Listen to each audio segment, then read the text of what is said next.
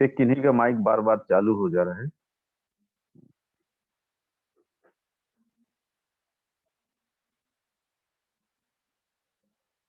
अब ये कान में लगा के रखते हैं और किसी का भी माइक चालू हो जाता है, बात करते हैं तो काफी डिस्टर्ब होता है, तो इस बात को ध्यान रखेंगे।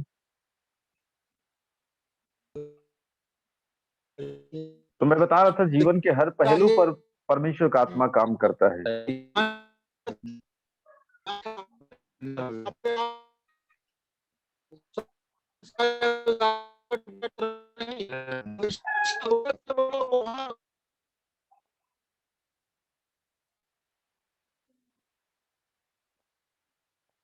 अनूप किरकिट्टा कौन है भाई, हम नहीं जानते आपको, लेकिन आप कर दी पास्टर साहब, बंद नहीं हो रहा था उनका माइक दिख रहा था। वो जब भी घुसेंगे उनको बाहर कर दीजिएगा, नहीं तो फिर पूरा टाइम ऐसे ही करेंगे।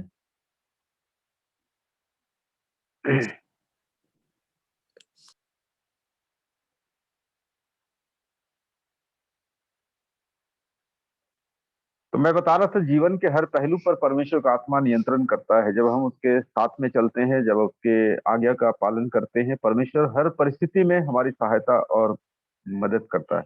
हर समय आप कुछ भी करते हो, परमेश्वर आपकी सहायता करता है। परमेश्वर आपकी भावनाओं को जानता है, आपकी आवश्यकताओं को जानता है, आपकी जरूरतों को जानता है। और जैसा वो हमें जानता है, हमें भी उसे जानना चाहिए। तो परमेश्वर पिता का धन्यवाद करते हैं, इन दिनों में हम पवित्र आत्मा के बारे में हम समझ पा रहे हैं। और पवित्र आत्मा, सिर्फ पवित्र आत्मा को पाना ही नहीं है, उसके बारे में जानकारी रखना भी जरूरी है। और प्रेरितों का काम किताब 2 अध्याय में हमने देखा कि पवित्र आत्मा प्रभु यीशु मसीह जो कह करके गए थे, और यूएल 2:28-29 में परमेश्वर पिता ने जो भविष्यवाणी की थी, जो बताया था, और वो 2 अध्याय में पूरा होता है। और 2 अध्याय में जब पूरा होता है, पतरस के कुछ समय के प्रचार के बाद 3000 लोग प्रभु यीशु मसीह को ग्रहण कर लेते हैं। 3 अध्याय में हम देखते हैं कि एक लकवे के मारा जो लंगड़ा व्यक्ति था, वो चंगा हो गया, क्योंकि पवित्र आत्मा का सामर्थ यूहन्ना और पतरस के साथ में था। पवित्र आत्मा का जो सामर्थ है, जब पवित्र आत्मा के सामर्थ को पाते हैं, परमेश्वर अलौकिक और अद्भुत काम को करते जाता है। प्रभु यीशु के साथ, प्रभु यीशु की जो आत्मा है, वो चमत्कार के साथ में प्रकट है। फिर तो काम 4 अध्याय में आप देखेंगे तो वहां पर भी आप इस बात को पाएंगे।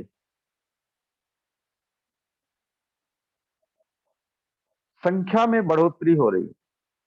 पवित्र आत्मा उतरा, 3000 लोग प्रभु में आ गए। 4 अध्याय में लिखा हुआ 4 पद में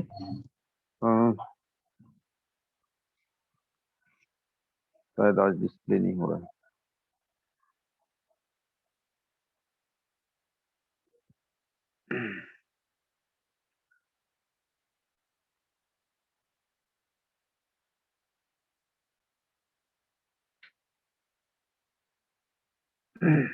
यहाँ पर लिखा हुआ है, वचन के सुनने वालों में से बहुतों ने विश्वास किया। वचन के सुनने वाले बहुतों ने विश्वास किया, और उनकी गिनती 5000 पुरुषों के लगभग हो गई।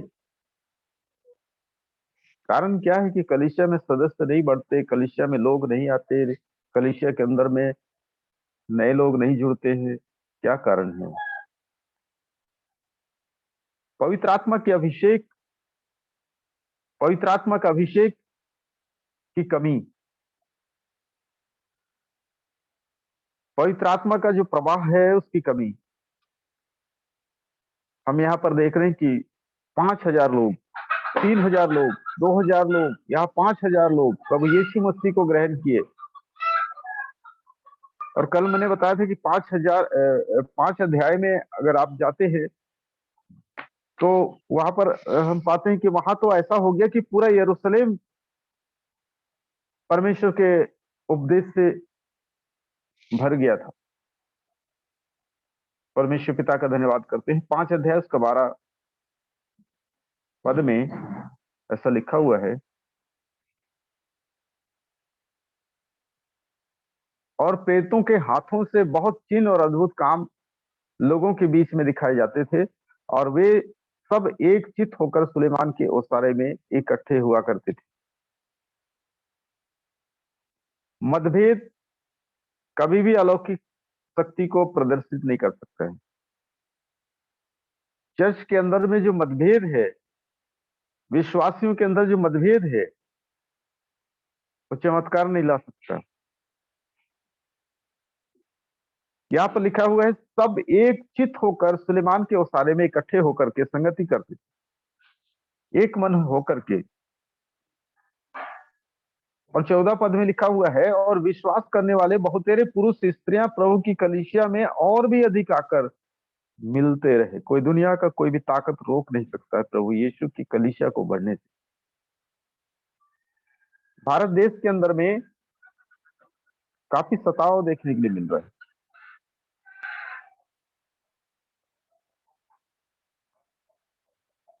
लेकिन इस बात को वो रोक नहीं सकते। प्रभु के ऊपर विश्वास करने वालों को रोक नहीं सकते। वो बाढ़ के समान आएंगे, वो धारा किनारे आएंगे।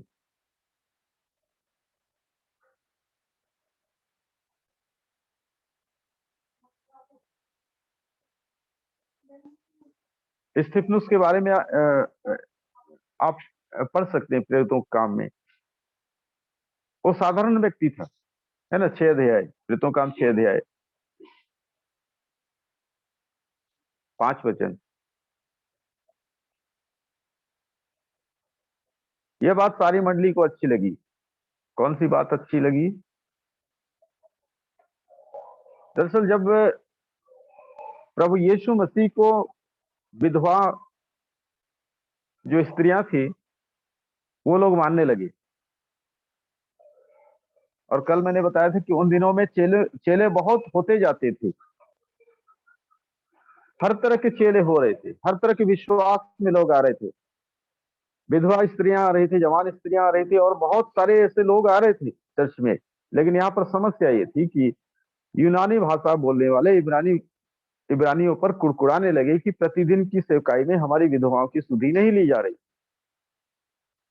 और इसके पहले ये विधवाओं की जो सुधि ली जाती थी वो मंदिर में उनको रखा जाता था, मंदिर से उनको भोजन मिलता था। लेकिन जब ये प्रभु यीशु मसीह को ग्रहण कर लिए तो वहां से इनको निकाल दिया गया। जब निकाल दिया गया तो यीशु मसीह को मानने वालों के झुंड में शामिल हो गए, और इनको भोजन भी वहां से मिलना चाहिए था, लेकिन नहीं मिल रहा था। इसलिए लोग कुड़कुड़ा रहे थे। तो 12 प्रेरितों के पास में इस समस्या के समाधान के लिए लोग पहुंचे। तो उन्होंने कहा कि ये तो ठीक नहीं कि हम परमेश्वर के वचन छोड़कर खिलाने पिलाने की सेवा में लगे रहें। ये तो ठीक नहीं है कि हम परमेश्वर के वचन को सुनाने के अलावा हम तुम्हारे लिए खिलाने पिलाने की सेवकाई में हम लगे रहें। इसलिए एक काम करो, अपने में से 7 सुनाम पुरुषों को जो पवित्र आत्मा से और बुद्धि से परिपूर्ण हो चुन लो, कि हम उन्हें इस काम पर ठहरा सकें। इस काम पर, खाना बनाने के लिए 7 सुनाम पुरुषों को चुनो, 7 लोगों को चुनो। उनके अंदर में कुछ होना चाहिए। क्या होना चाहिए? पवित्र आत्मा होना चाहिए। उनके अंदर में पवित्र आत्मा से परिपूर्ण होना चाहिए, वो बुद्धि से परिपूर्ण होना चाहिए। ऐसे लोगों को चुनो। कम से कम 2 क्वालिटी तो होना चाहिए। किस काम के लिए? सेवा करने के लिए। खास करके उन विधवाओं की सुधि लेने के लिए, उन विधवाओं को भोजन की व्यवस्था करने के लिए 7 सुनाम व्यक्ति को चुनो। उनमें से पहला गुण होना चाहिए पवित्र आत्मा से परिपूर्ण होना चाहिए। दूसरा जो है वो बुद्धि से भी परिपूर्ण होना चाहिए। तो आगे कहते हैं हम तो प्रार्थना में और वचन की सेवा में लगे रहेंगे। ये सारी बात मंडली को अच्छी लगी। उन्होंने स्तिफनुस नाम एक पुरुष को जो विश्वास और पवित्र आत्मा से परिपूर्ण था, और फिलिप्पुस और प्रुखुरुस और निकानोर, ऐसे 7 सुनाम पुरुषों को जो बुद्धि से पवित्र आत्मा से परिपूर्ण थे, उनको चुना।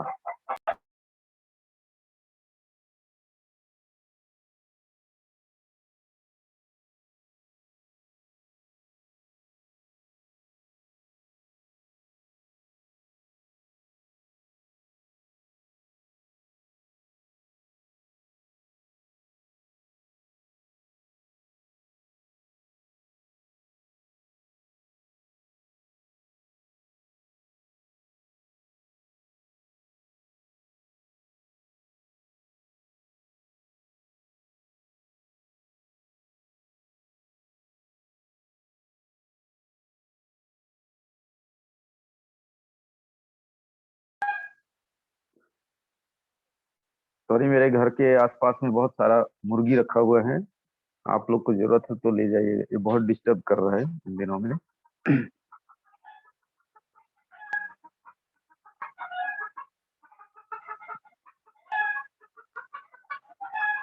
हम किस बात की चर्चा कर रहे थे, हम भूल गए।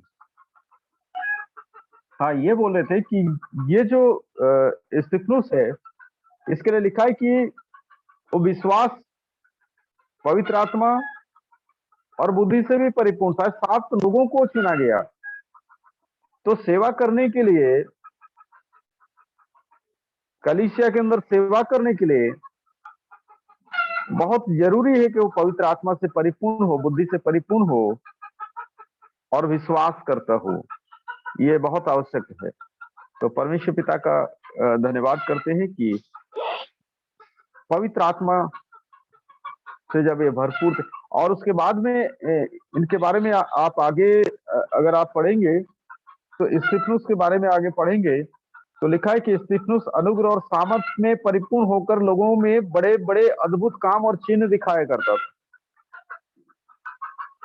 ये पवित्र आत्मा के आने के, पवित्र आत्मा से परिपूर्ण होने का एक प्रमाण है कि वो अद्भुत अद्भुत काम को, चिन्ह और चमत्कार के काम को वो करता था लोगों के बीच में।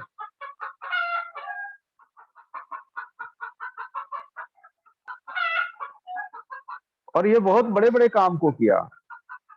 आगे अगर आप पढ़ेंगे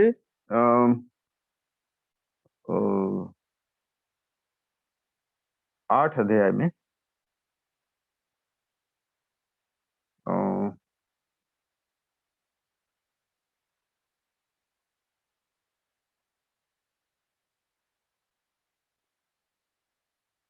12 वचन क्या लिखा है, परंतु जब उन्होंने फिलिप्पुस की प्रतीति की जो परमेश्वर के राज्य और यीशु के नाम का सुसमाचार सुनाता था, तो लोग क्या पुरुष क्या स्त्री बपतिस्मा लेने लगे।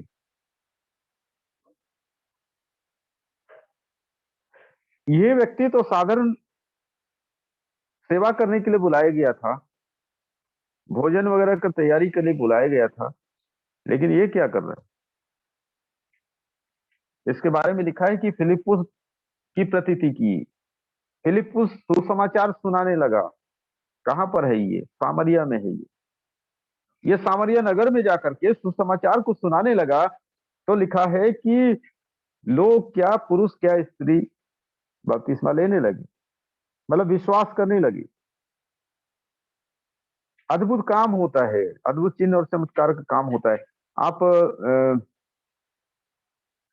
जब ये 7 सुनाम व्यक्तियों को चुना गया तो लिखा है 7 पद में, देखिए 7 सुनाम व्यक्ति को चुना कलीसिया के अंदर काम करने के लिए, लोगों की सेवा करने के लिए, भोजन वगैरह का प्रबंध करने के लिए 7 लोगों को चुना गया। तो क्या हुआ? 7 पद में, 6 अध्याय का 7 पद में लिखा है, परमेश्वर का वचन फैलता गया।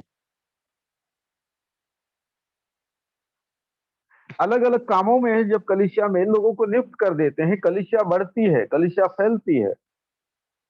लिखा है कि परमेश्वर का वचन फैलता गया, यरूशलेम में चेलों की गिनती बढ़ती गई, चेलों की गिनती बढ़ती गई और याजकों का एक बड़ा समाज इस मत के अधीन हो गया। याजक जो कैथेड्रल में सेवा देते थे, ऐसे लोग भी विश्वास करने लगे, क्योंकि वहां पर पवित्र आत्मा की सामर्थ के द्वारा सेवकाई हो रही थी, पवित्र आत्मा का अभिषेक वहां पर काम कर रहा था और बहुत लोग प्रभु यीशु को ग्रहण कर रहे थे। तो परमेश्वर पिता का धन्यवाद करते हैं। 8 पद में लिखा है, स्तिफनुस अनुग्रह और सामर्थ और में परिपूर्ण होकर लोगों में बड़े बड़े अद्भुत और चिन्ह दिखाया करता था। तो अभी हम इसी बात पर हैं कि पवित्र आत्मा का सामर्थ जब उतरता है और सामर्थ पाते हैं, चिन्ह और अद्भुत काम होते हैं, अद्भुत काम होते हैं। वो थोड़ा मोड़ा नहीं होते, बहुत थोक के भाव में होते हैं।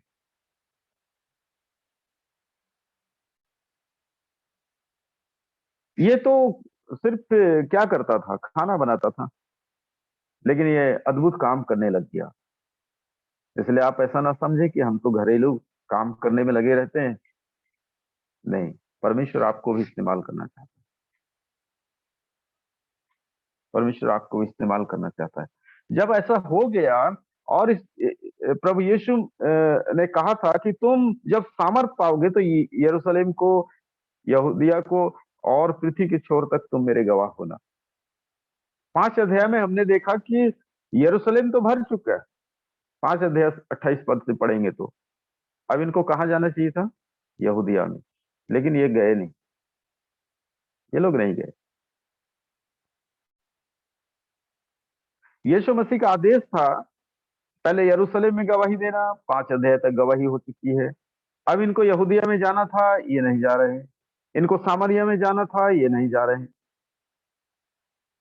परमेश्वर की जो योजना है वो अद्भुत है, उसकी योजना को समझ पाना बहुत मुश्किल है। जब ये नहीं जा रहे हैं और काम बहुत तेजी के साथ बढ़ रहे हैं यरूशलेम में, अब इन्हें जाना चाहिए था यहूदिया में, नहीं जा रहे। तो 7 अध्याय में स्तिफनुस नाम का एक चेला है और वो गवाही देने लग गया और उसको पथरवाह कर दिया गया, उसको हत्या कर दिया गया, उसको हत्या कर दिया गया। और उसकी हत्या में जो साउल था वो भी शामिल था।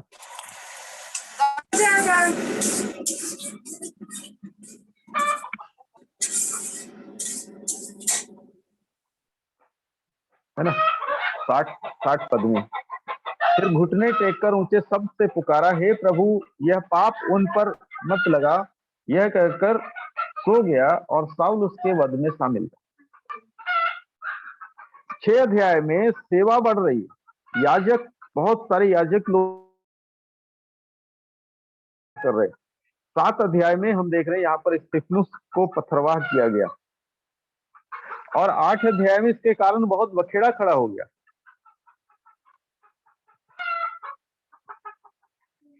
आप बोलेंगे पवित्र आत्मा के बारे में आपने बोला था बताऊंगा, लेकिन आप ये क्या कहानी बता रहे? ये सारी कड़ी जुड़ी हुई है, ये सारी कड़ी जुड़ी हुई, एक दूसरे के साथ में जुड़ा हुआ ही ना। यहाँ पर लिखा है उसी दिन यरूशलेम की कलीसिया पर बड़ा उपद्रव होने लगा। किस दिन?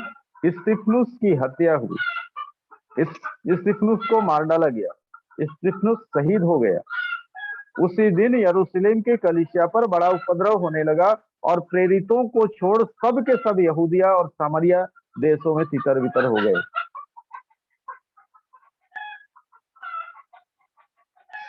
एक अध्याय प्रेरितों का उसका 8 पद में लिखा हुआ है कि तुम यरूशलेम में गवाही देना, जब सामर्थ पाओगे, फिर यहूदिया में देना, फिर सामरिया में देना, पृथ्वी की छोर तक जाना।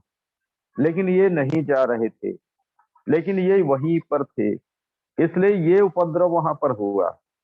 और क्या लिखा है यहाँ पर? बड़ा उपद्रव होने लगा। प्रेरितों को छोड़, याद कीजिएगा, प्रेरितों को छोड़, जो बड़े प्रेरित थे, जो लोग यीशु मसीह के चेले थे, 12 चेले थे, उनको छोड़, उनको छोड़, सब कौन लोग? चेले लोग, उसके बाद के चेले, उसके बाद के विश्वासी, सब यहूदिया सामरिया देशों में तितर बितर हो गए।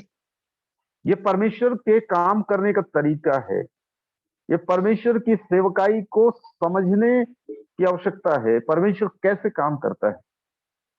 उनको बोला था तुम यरूशलेम, यहाँ पर यरूशलेम में इसलिए उपद्रव हुआ कि ये यहूदिया में चले जाएं, सामरिया में चले जाएं, आराम से नहीं जा सकते हो, तो ये उपद्रव ला करके परमेश्वर भेजता है।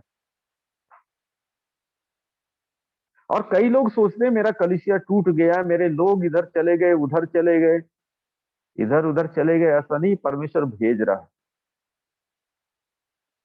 परमेश्वर भेज रहा है। कल मैंने बताया था,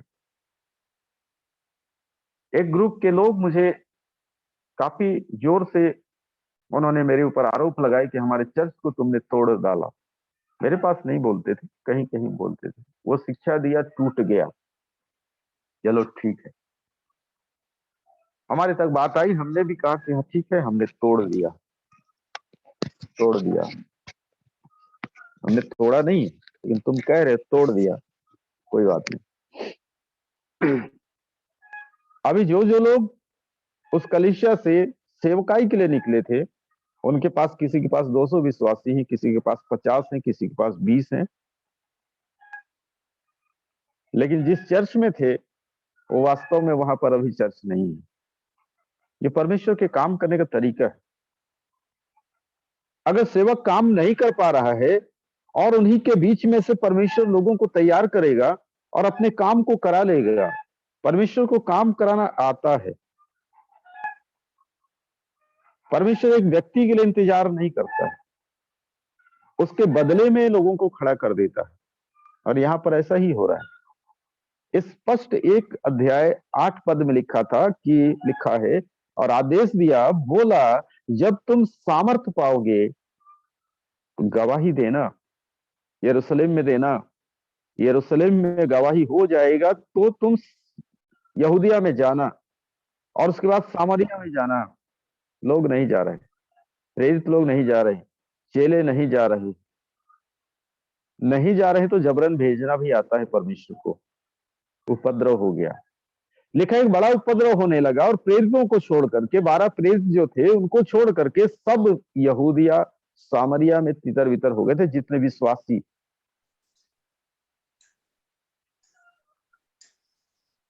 है ना, आगे लिखा है कि भक्तों ने स्तिफनुस को कब्र में रखा और उसके लिए बड़ा विलाप किया। साउल कलीसिया को उजाड़ रहा था और घर घर घुसकर पुरुषों और स्त्रियों को घसीट घसीट कर बंदीगृह में डाल रहा था। और आगे पढ़ेंगे, बहुत मजेदार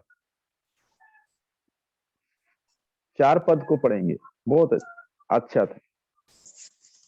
जो तितर बितर हुए थे वे सुसमाचार सुनाते हुए फिरे। मुझे बताएं, तितर बितर कौन हुए थे? माइक बंद कर दीजिए, किन्हीं का चालू है।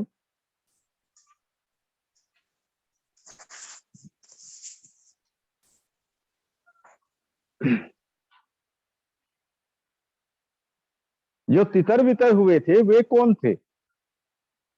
कौन थे? उसका जवाब तो 1 पद में ही है। क्या लिखा है? प्रेरितों को छोड़ सब के सब यहूदिया सामरिया में तितर बितर हो गए थे।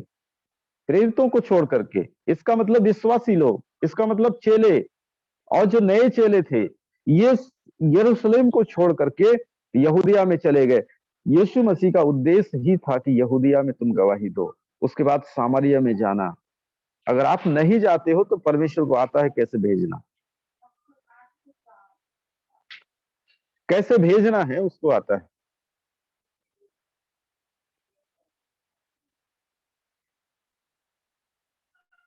तो 4 पद में लिखा है, जो तितर बितर हुए थे सुसमाचार सुनाते फिरे। ये पवित्र आत्मा का सामर्थ्य है। एक साधारण विश्वासी भी आत्मा बचा सकता है। आप लेमेन कभी भी नहीं है। आप ये ना सोचे कि मैं लेमेन हूं, चर्च में सिर्फ बैठ करके मैं कुर्सी गर्म करने वाला हूं, ऐसा मत समझिए।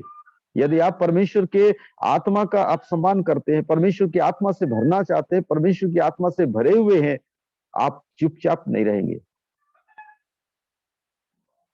तितर बितर हुए थे। आप प्रेरितों के हाथ से ये सेवकाई का काम एकदम साधारण विश्वासियों के हाथ में चला गया था, एकदम विश्वासियों के हाथ में चला गया था, साधारण विश्वासियों के हाथ में चला गया था। इसलिए लिखा, जो तितर बितर हुए थे वे सुसमाचार सुनाते हुए फिरे और फिलिप्पुस और सामरिया नगर में जाकर के लोगों में मसीह का प्रचार करने लगा। फिलिप्पुस, सामरिया नगर में। और परमेश्वर का उद्देश्य है जगत के छोर तक हम उसके गवाह बने। राज का ये सुसमाचार सारे जगत में प्रचार किया जाएगा, सब जातियों में गवाही होगी, तब अंत आ जाएगा, तब अंत आ जाएगा। परमेश्वर पिता का धन्यवाद करते हैं। फिलिप्पुस पवित्र आत्मा से भरा हुआ, बुद्धि से परिपूर्ण, एक साधारण सेवा करने वाला व्यक्ति था।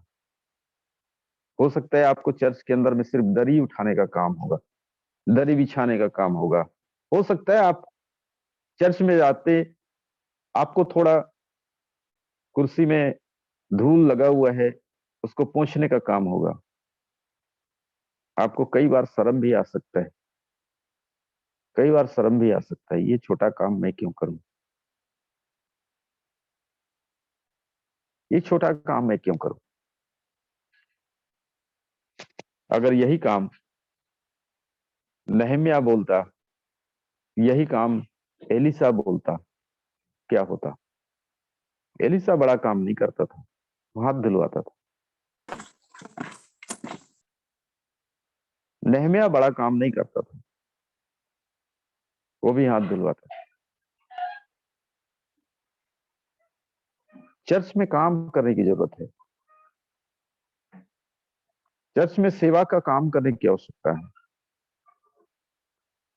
जब हम ऐसा करते हैं, परमेश्वर की आत्मा में हम मजबूत बनते हैं और परमेश्वर की आत्मा हमें और बलवंत करता है। परमेश्वर की आत्मा में हम बढ़ने लग जाते हैं और चिन्ह और चमत्कार होता है।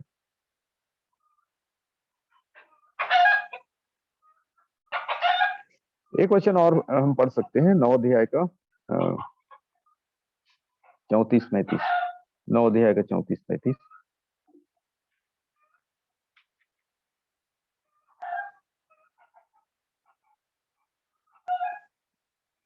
एक और चंगाई यहाँ पर। पतरस ने उसे कहा, हे नियास, यीशु तुझे चंगा करता है, उठ अपना बिछौना बिछा। तब वह उठकर खड़ा हुआ और लुद्दा और सारोन के सब रहने वाले उसे देखकर प्रभु की ओर फिरे। यह चिन्ह साधारण नहीं था। पतरस जो पवित्र आत्मा से परिपूर्ण हो गया और वो ये अद्भुत काम उसके द्वारा प्रभु कर रहा है।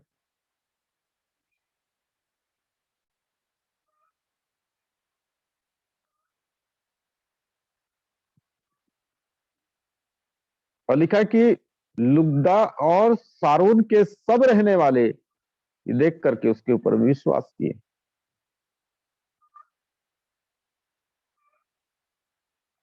जब भी चिन्ह और चमत्कार होता है, परमेश्वर के राज्य की बढ़ोतरी होती है। तो परमेश्वर पिता का धन्यवाद करते हैं कि आप चिन्ह और चमत्कार का इंतजार करें। जब पवित्र आत्मा से आप परिपूर्ण होंगे, आपके द्वारा बड़े बड़े काम होंगे, आपके द्वारा अद्भुत काम होंगे, बड़े बड़े सामर्थ्य के काम होंगे।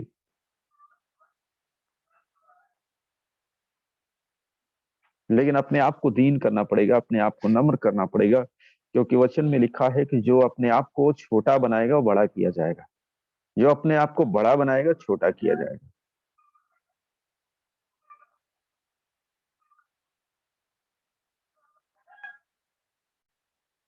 तो हम देख रहे हैं कि पवित्र आत्मा की जो सामर्थ्य है, उसका कार्य, जब वो पवित्र आत्मा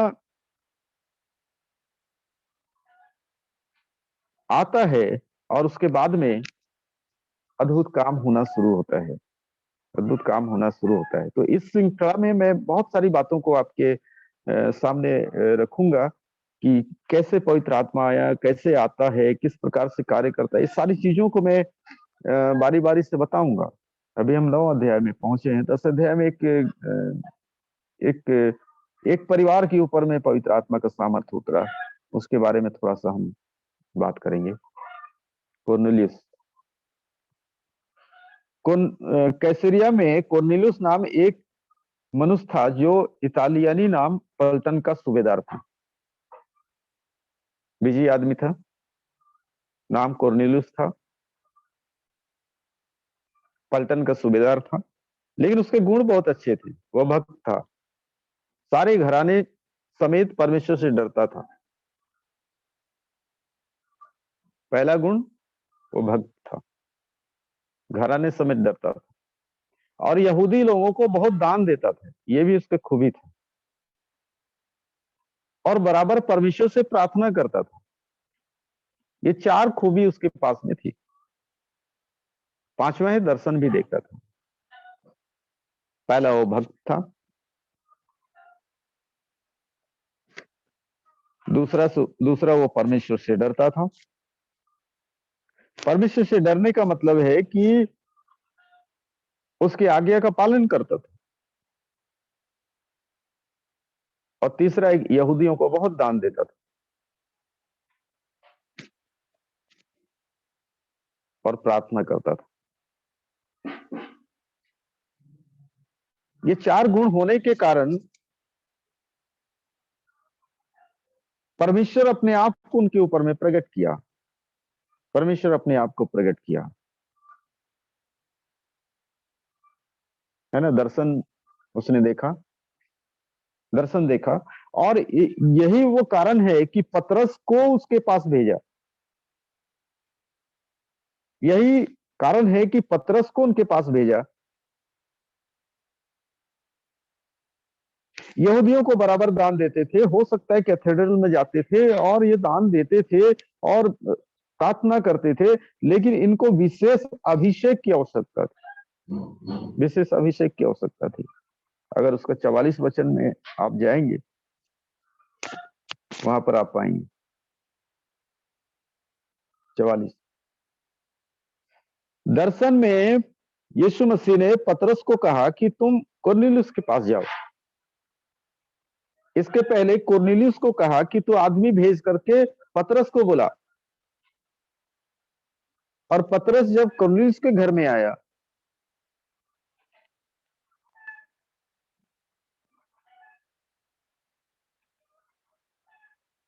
पतरस जब मीटिंग ले रहा था, कुरनेलियुस का सब घराने के लोग वहां पर थे, सुसमाचार सुन रहे। तो लिखा है कि 44 में लिखा है, पतरस ये बातें कह ही रहा था कि पवित्र आत्मा वचन के सब सुनने वालों पर उतर आया। पवित्र आत्मा सब सुनने वालों पर उतर आया। वचन के सुनने वालों पर पवित्र आत्मा उतर आया।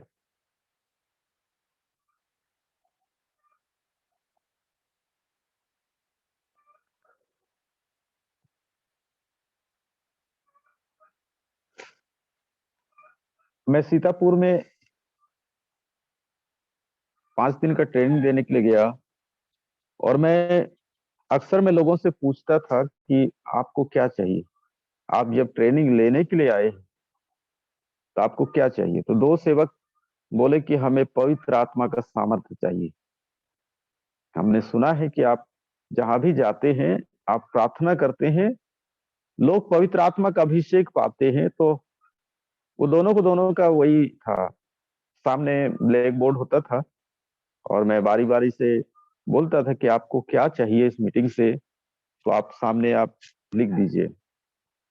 तो 2 पास्टर लोग थे, वो लोग लिखे कि हमें पवित्र आत्मा का सामर्थ्य चाहिए।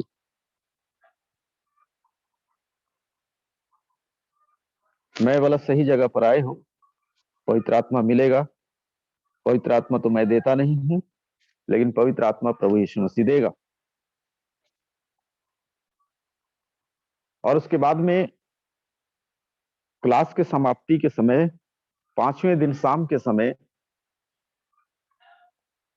पवित्र आत्मा के बारे में, अभिषेक के बारे में मैं बताने लगा।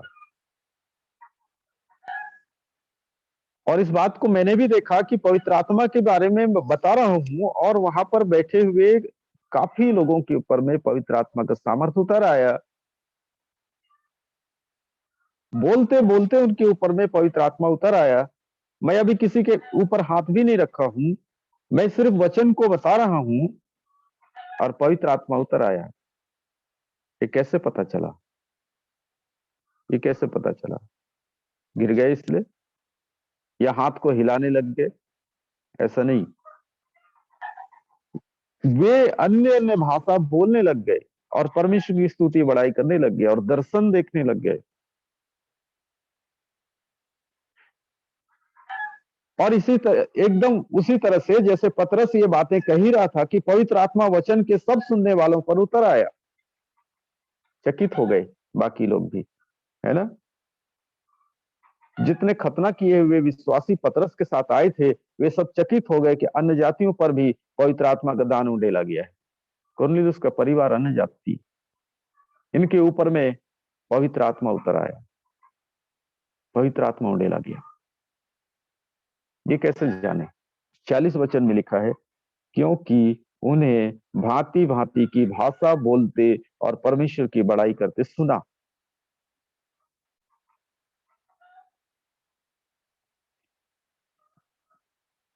जैसे पतरस को पवित्र आत्मा मिला, जैसे चेलों को पवित्र आत्मा मिला, उसी तरह से इनको भी पवित्र आत्मा मिला।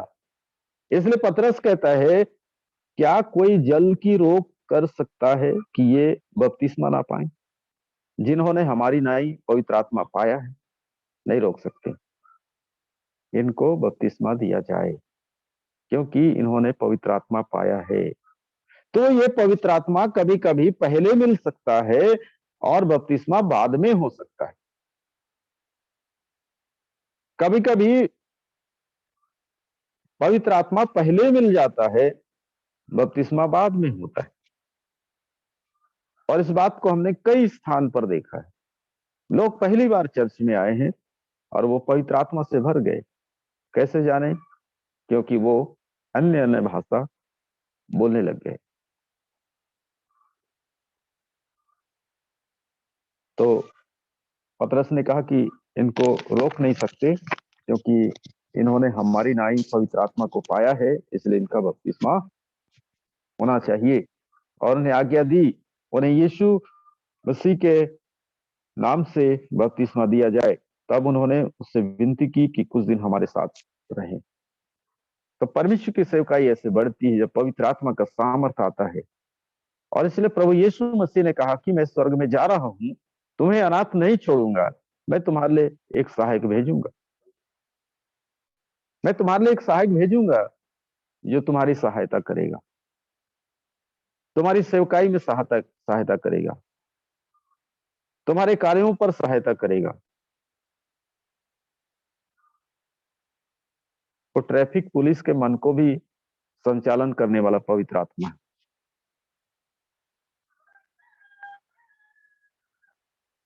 वो आपके लिए कुछ भी करने के लिए तैयार है। तो परमेश्वर पिता का धन्यवाद करते हैं। इन दिनों जब इन शिक्षा को ले रहे हैं, आप इस बात को संभवतः अनुभव करेंगे, पवित्र आत्मा आपको मिलेगा, पवित्र आत्मा आपको मिलेगा। जब इन बातों को सुनते हैं, आप अपने मनों को, हृदय को तैयार आप रखें। परमेश्वर आपके जीवन के अंदर में अद्भुत काम करेगा, अद्भुत चिन्ह और चमत्कार को वो प्रकट करेगा। आप महसूस करेंगे आप एक अलग ही इंसान बन चुके हैं।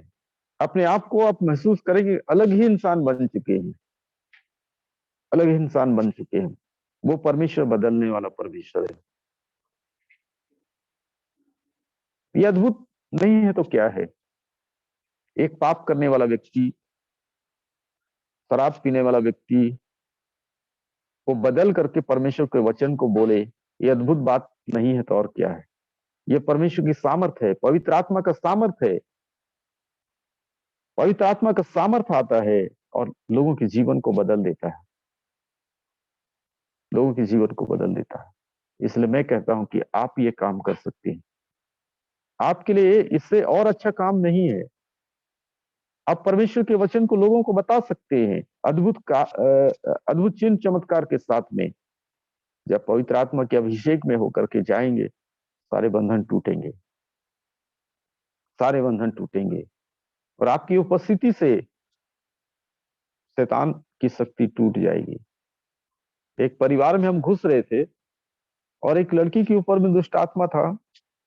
वो अंदर से उस लड़की को बोलती कि ये 2 जन आ रहे हैं, इनको भगाओ, यहां नहीं आना चाहिए।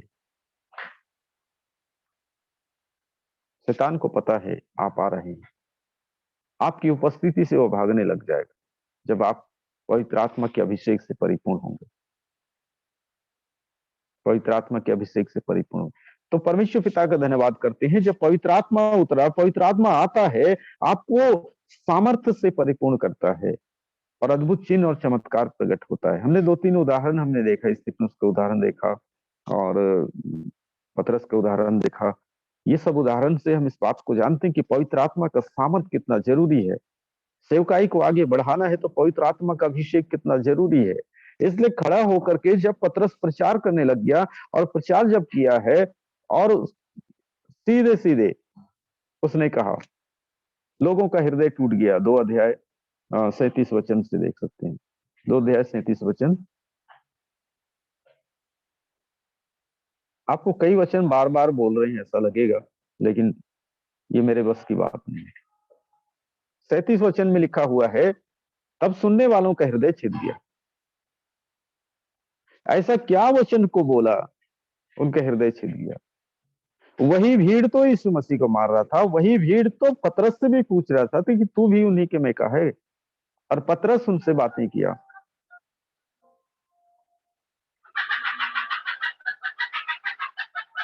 पतरस जब उनसे बातें किया, लिखा है कि उनका हृदय छिद गया, उनका हृदय छिद गया, उनका हृदय टूट गया और पूछने लगे, पतरस और शेष प्रेरितों से पूछने लगे कि क्या करें हम क्या करें? परमेश्वर पिता का धन्यवाद करते हैं।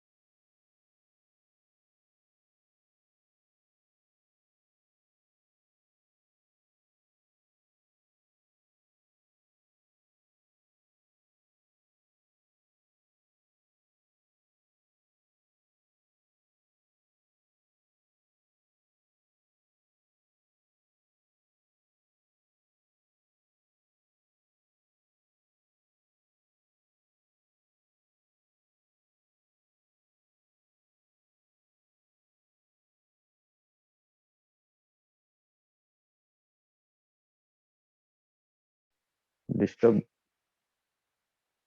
हो जाता है कई समय, तो परमेश्वर पिता का धन्यवाद करते हैं। पर साधारण से शब्दों से उसने प्रचार किया, लेकिन उनका हृदय छिद गया और उसने कहा, पहला काम करो मन फिराओ, और दूसरा काम करो बपतिस्मा लो, तीसरा काम प्रभु करेगा और पवित्र आत्मा की सामर्थ्य से तुम परिपूर्ण हो जाओगे। तो कई समय बपतिस्मा पहले होगा, बाद में पवित्र आत्मा आएगा, कई समय पवित्र आत्मा पहले आ जाएगा और बपतिस्मा बाद में होगा। ये क्रम ऊपर नीचे हो सकता है, लेकिन परमेश्वर पिता का धन्यवाद करते हैं। प्रभु आप सबों को बहुत आज का आशीष दे। मुझे लगता है आज काफी ज्यादा डिस्टर्ब हम भी हो गए और आप भी डिस्टर्ब हो गए होंगे, और ये रिकॉर्ड में भी आ गया बहुत सारी चीजें। तो प्रभु का धन्यवाद करते हैं। प्रभु आप सबों को बहुत आयत का आशीष दे। और जब इसका अध्ययन हम करते हैं, हम समय समय पर प्रार्थना भी करेंगे कि परमेश्वर आपके जीवन के अंदर में अलग अलग दान और वरदान से परिपूर्ण करे। आप प्रभु का धन्यवाद करते हैं। हम सोनम के पास जाएंगे, वो अंतिम प्रार्थना करके समाप्त करेंगे। परमेश्वर पिता का मैं धन्यवाद करती हूँ कि आज के वचन से बहुत सारी बातें सीखने को मिला, और मैं सीख पाई कि कई बार मैं अपने जीवन को अपने अनुसार ढालने की कोशिश करती हूँ, लेकिन ये मुझसे नहीं होता है। और परमेश्वर चाहता है कि हम उसके हाथों में अपने जीवन को सौंप दें कि वो अपने अनुसार वो चलाए। हमें नम्र बनना है, दिन बनना है, इस बातों को भी मैं सीख पाई। इसके लिए मैं परमेश्वर पिता का धन्यवाद करती हूँ। इस बीच में एक वचन मिला मेरे को, इसके लिए मैं परमेश्वर पिता का धन्यवाद करती हूँ और ये वचन को मैं पढ़ना चाहती हूँ। क्योंकि तुम में और दूसरे में कौन भेद करता है, और तेरे पास क्या है जो तूने दूसरे से नहीं पाया, और जब कि तूने दूसरे से पाया है तो ऐसा घमंड क्यों करता है कि मानो नहीं पाया है। इस वचन के लिए मैं परमेश्वर पिता का मैं धन्यवाद करती हूँ, वचन को दिया। और मैं इस वचन से यही समझती हूँ कि मैं अपने आप में ये वचन मेरे लिए है कि ये परमेश्वर मेरे से कहना चाहते हैं कि मैं अपने आप में घमंड करती हूँ। इस बात को मैं समझ पाई इसके लिए परमेश्वर पिता का मैं धन्यवाद करती हूँ। इस बातों को मैं सुधारने पाऊँ। आगे अंतिम प्रार्थना मारिया दीदी के साथ करेंगे और आशीष वचन प्रभु के दास से।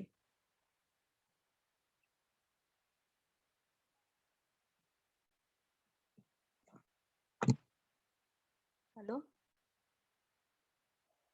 जी, हम प्रार्थना में जाएंगे। Thank you Jesus. धन्यवाद प्रभु जी, आप हमारे बीच में उपस्थित हैं। पवित्र आत्मा आपकी सामर्थ हमारे बीच में है। खुदावंत यीशु तेरा धन्यवाद हो। हालेलुया। धन्यवाद प्रभु जी। Hallelujah. Thank you Jesus. Hallelujah. मैं हाथ उठा कर गाऊंगा, यीशु तेरा नाम रहे ऊंचा। मैं हाथ उठा कर गाऊंगा, यीशु तेरा नाम रहे ऊंचा। पवित्र परमेश्वर, आज की सुबह हम अपने आप को आपके हाथों में समर्पण करते हैं। यीशु मसीह, जब पवित्र आत्मा आएगा तब तुम पृथ्वी के छोर तक गवाह ठहरोगे। पवित्र आत्मा आज एक एक को तो छू लीजिए। पवित्र आत्मा आज एक एक को तो भर दीजिए। हम कई सारे परमेश्वर पिता आपके परमेश्वर पिता हम अलग अलग रूप में परमेश्वर पिता अलग अलग तरीके से बुलाए गए हैं प्रभु जी, ताकि हम पृथ्वी के छोर तक गवाह ठहरे। प्रभु, हम इन दिनों जब पवित्र आत्मा के बारे में सीखते हैं पिता, प्रभु जी हर एक को प्रभु जिस मकसद से आपने बुलाया है पिता, हालेलुया, परमेश्वर पिता हर एक को अपने दान और वरदान से भर दीजिए प्रभु जी। यीशु मसीह, सुनने वाले कान छीन जाए प्रभु और आत्मा से भर जाए हम सब परमेश्वर पिता। परमेश्वर पिता तेरा धन्यवाद हो। हमने नए महीने को शुरू किया है प्रभु। हम साल के अंतिम महीने में है परमेश्वर पिता। यीशु मसीह, कई ऐसी बातें हैं हमारे जीवन में प्रभु जिसको हम चाहते हैं कि हमारे जीवन से अलग हो जाए। हालेलुया। बेटी सोनम साहब ने बोला प्रभु, वो खुद को बोल रही है प्रभु जी कि मैं खुद को जांचूंगी, और वैसे ही हर एक के जीवन में तेरे अभिषेक आ जाए, पवित्र आत्मा का अभिषेक आ जाए प्रभु, कि 2021 में जो हमने गलतियां किया या हमारे अंदर में जो कमियां पाई जाती है, यीशु मसीह होने दीजिए हर एक के अंदर में उस कमियों को दिखा पवित्र आत्मा, ताकि हम इस साल का आखिरी महीने में परमेश्वर पिता जैसे जैसे हम एक प्रतिदिन बीतते जाता है प्रभु जी, उन सारी गलतियों को हमारे जीवन में दिखा पवित्र आत्मा, कि हम उसको छोड़े और जब 2022 में इंटर करें, हम तेरे एकदम अलग नए रूप में हम इंटर करने पाए प्रभु जी। और परमेश्वर पिता, हम किसी के नियंत्रण में नहीं, पवित्र आत्मा हम आपके नियंत्रण में होना चाहते हैं। जब पवित्र आत्मा आएगा प्रभु, कोई भी परमेश्वर पिता हालेलुया अपनी बुद्धि से नहीं चलने वाला है परमेश्वर। मैं धन्यवाद करती हूँ प्रभु जी, मेरे मनों में आपने डाला आपके दास के द्वारा प्रभु जी, किस नए साल इस साल के अंतिम महीने में हम प्रतिदिन प्रभु तेरे लोगों को जिससे भी हम मिले वचन को सुनाए, गवाही को सुनाए, प्रार्थना करे, बाइबिल बांटे प्रभु। हालेलुया। एक शुरुआत हमने किया है प्रभु। कल मैंने 2 लोगों को नए नियम को दिया है पिता, उसी रीति से एक एक लोगों के अंदर ये बोझ को दीजिए प्रभु जी। जब हम सुनते हैं तब सुनने वाले ही नहीं प्रभु, लेकिन उस पर चलने वाले बने। महान परमेश्वर पिता, मैं धन्यवाद करती हूँ। तो अपने धर्म में दाहिने हाथ में के को संभाले रख प्रभु, वो जहां भी जाए कैसे भी प्रभु आपके सुसमाचार को सुनाने पाए प्रभु, जैसे सहायता करना पिता, और एक नए तरीके से एक नए बर्तन के रूप में के को तो तैयार कर रहे हैं प्रभु, और उसमें जब उड़ेला जाएगा प्रभु जी, तेरी सामर्थ परमेश्वर पिता उनके जीवन से बहने पाए। हालेलुया। वो सोता बनकर बहने पाए प्रभु जी, क्योंकि ये अंतिम समय में हम चल रहे हैं प्रभु, और हम एक एक को तो भर दीजिए परमेश्वर पिता। हालेलुया। आपके दास को और भी अभिषेक कर प्रभु जी, जब वो बोले परमेश्वर पिता बड़ी सामर्थ के साथ बोलने पाए। और परमेश्वर पिता जितने सुनते हैं प्रभु, हर एक जन परमेश्वर पिता तेरी आत्मा की आग को महसूस करने पाए प्रभु जी। मैं धन्यवाद करती हूँ पिता, आपने सोनम बेटी को और भी अद्भुत रीति से प्रभु जी अपने काम के लिए तो तैयार कर रहे हैं पिता, आत्मा से उसको भर रहे प्रभु जी। मैं धन्यवाद करती हूँ, वो जहाँ भी रहे परमेश्वर पिता आपकी महिमा करने पाए, वो अपने घर आने समय तेरी सेवा करने पाए। परमेश्वर पिता मैं भी चाहती हूँ पिता, मैं अपने घर आने समय तेरी सेवा करूँ। जितने इस ग्रुप में है प्रभु, हर एक जन चाहता है प्रभु घर आने समय तेरी सेवा करे। परमेश्वर पिता होने दीजिए वो अभिषेक को ले लिए प्रभु, हर वक्त हम तेरे अभिषेक को, उस आग को महसूस करें पिता। हालेलुया। मैं धन्यवाद करती हूँ प्रभु जी, मेरा विश्वास है आप आज एक एक से बोले हैं और एक एक से बातचीत किए हैं, और ये वचन हमारे मन में, हमारे जीवन में परमेश्वर पिता वो आहार बने प्रभु जी। हम दिन भर प्रभु जी उन वचनों में चलने पाए, उस वचनों का आग हमारे अंदर बना रहे प्रभु जी। हम दिन भर उस मन से तृप्त रहने पाए प्रभु जी। तेरा धन्यवाद करती हूँ पिता। हर एक भाई बहनों को आपके हाथों में सौंपती हूँ पिता। हालेलुया। आपने एक एक से बोला है, बातचीत किया अपने अद्भुत वचनों के द्वारा। जब ये अपने कामों में जाते हैं प्रभु, उनके साथ हो लेना प्रभु। कई बार हमको लगता है परमेश्वर पिता हम आपके करीब नहीं हैं, उसके बावजूद भी परमेश्वर पिता आप लगातार हमको देखते रहते हैं और हर एक जगह तो हमें संभालते हैं प्रभु जी। मैं हर एक भाई बहनों को आपके हाथों में सौंपती हूँ प्रभु जी, उनके कामों में सहायता करना और सुरक्षित जब अपने वापस डेरे में आए प्रभु, आपके साथ फिर से वो संबंध को स्थापित करने पाए पिता। मैं धन्यवाद करती हूँ, जहाँ कहीं भी जाए प्रभु तेरे सुसमाचार को लेकर जाने पाए। हर एक के बोलने वाले उस होठों को पवित्र करना परमेश्वर पिता। जब वो अपने होठों से बोए परमेश्वर पिता, निश्चय वो परमेश्वर पिता वो बीज उगे और 10-100 गुना फल को लेकर आने पाए। मैं सब बातों में महिमा अदा देते आपके दास को, उसके परिवार को भी आपके हाथों में सौंपते प्रभु जी। आप उनके साथ हो लीजिए पिता, और दिन भर के कामों में उनकी अगुवाई और सहायता करिए। सब बातों के लिए आपको महिमा आदर देती पिता, दुआ को मांगते हुए यीशु के पवित्र नाम में, आमीन। और हमारे प्रभु यीशु ख्रिस्त का अनुग्रह, परमेश्वर पिता का प्रेम, पवित्र आत्मा की सहभागिता हम सबों के साथ प्रभु यीशु के दोबारा बातों पर आने तक बनी रहे। आमीन आमीन। सभी को जय मसीह की। जय मसीह की। जय मसीह की। जय सभी मसीह की।